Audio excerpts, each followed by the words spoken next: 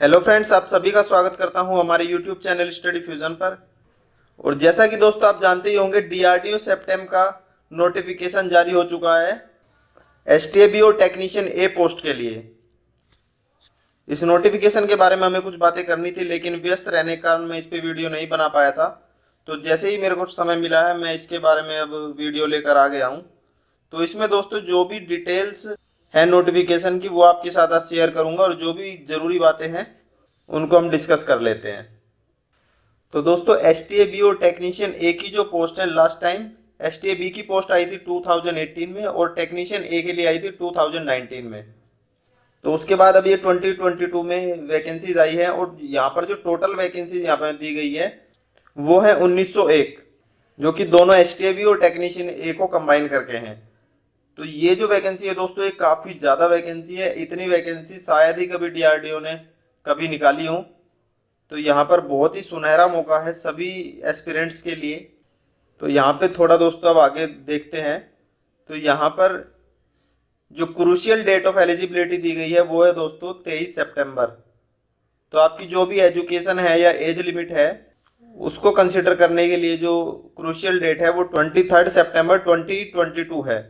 और जैसा कि दोस्तों जानते, 3 सितंबर से ऑनलाइन एप्लीकेशन रिसीव होना स्टार्ट हो गया है, जो कि चलेगा 23 सितंबर तक।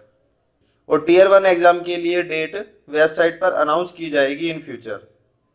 तो देखिए दोस्तों, सेक्शन 1 है, उसमें जो हमें जानकारी दी गई है वो दी गई है एसटीएबी पोस्ट के लिए, जो कि group B non gazetted post है, और जिसका पे लेवल है दोस्तों लेवल 6, जिसमें आपको आपका बेसिक स्टार्ट होगा 35,400 से, और जो कि मैक्सिमम जा सकता है 1,12,400। और एज लिमिट भी हमें दे दी गई है 18 से 28 साल।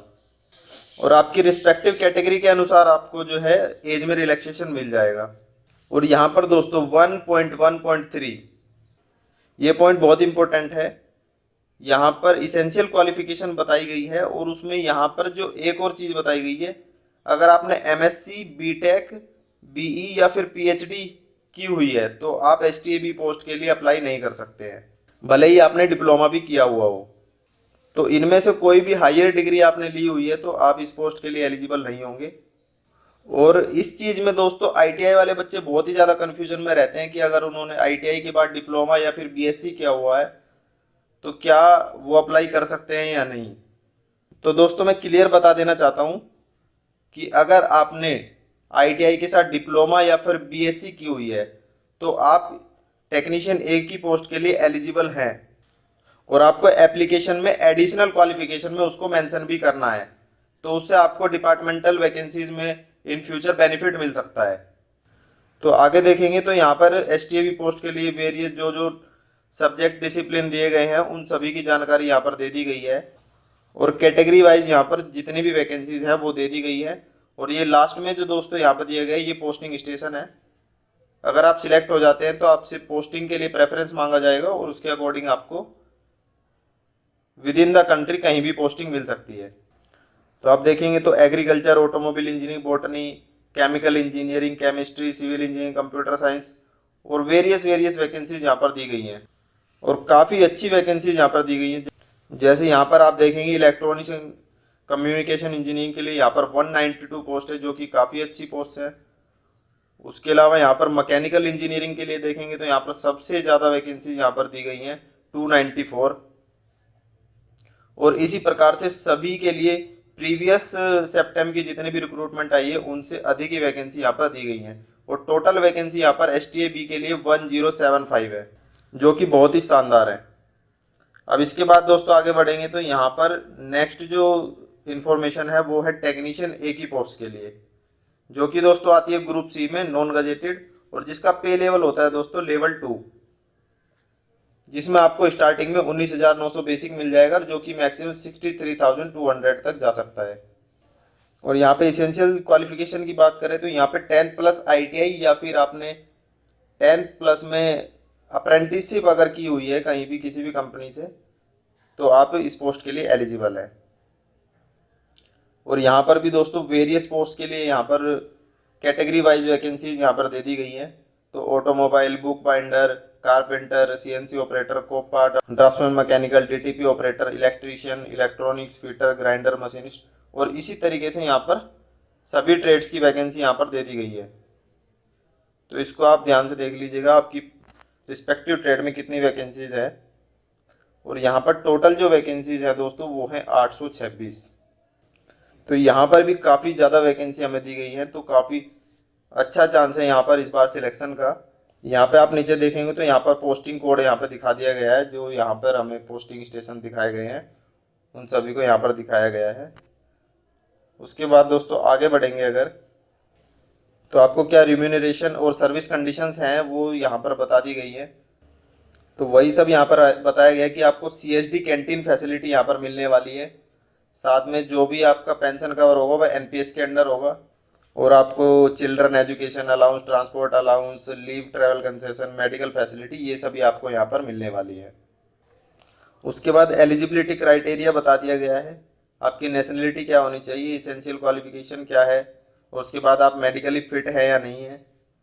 उसके बाद अगर आप कहीं किसी डिपार्टमेंट में ऑलरेडी वर्किंग है गवर्नमेंट या PSU ऑटोनोमस बॉडी में, तो उसके लिए आपको NOC आपके डिपार्टमेंट से लेनी होगी। उसके बाद ही आप प्रॉपर चैनल से अप्लाई करेंगे तो बेटर होगा। यहाँ पर सभी रिजर्वेशन बेनिफिट बता दिए गए हैं, किस कैटेगरी में क्या आपको एज रिलैक्सेशन या अदर बेनिफिट्स मिलने वाले हैं। फिर यहाँ पर एग्जाम सिटीज़ यहाँ पर दे दी गई हैं, तो जो भी आपकी नियर बाई सिटी है वहाँ पर आप एग्ज़ाम सेंटर चूज़ कर सकते हैं। उसके बाद आगे देखेंगे तो कैसे आपको एप्लीकेशन अप्लाई करना है वो सब आप देख लीजिएगा नोटिफिकेशन में। और यहाँ पर जो एग्ज़ाम की फ़ीस दोस्तों लगने वाली है वो है 100 रुपीज़, जो कि काफ़ी नॉमिनल है।